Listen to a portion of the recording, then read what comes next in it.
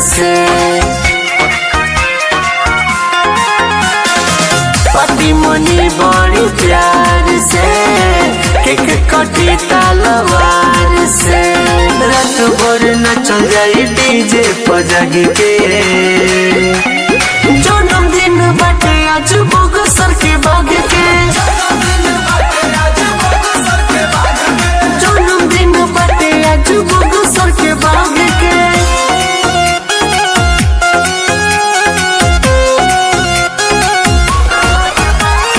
Music by Mono Abhiraj।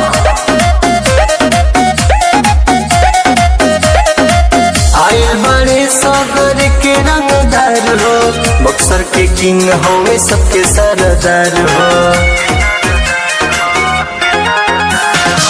गोली चली तो जली के न दिल हो, धुआं धुआं हुई जाई महफिल हो। नहीं की जरूरत मचिस वाला आग के।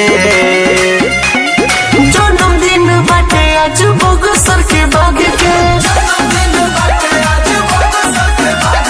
जन्मदिन बाटे आज बक्सर के बाग के।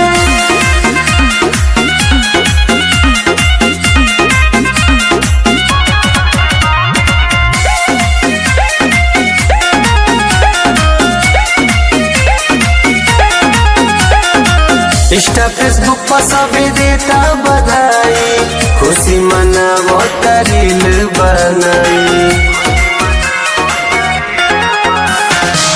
राजू स्वर्ग मुनु करत विश हो, जुग जुग जियो भैया लाखों बरिस हो। सेल्फी लिहल जाई के संग लग के। जन्मदिन बाटे आज बक्सर के बाग के।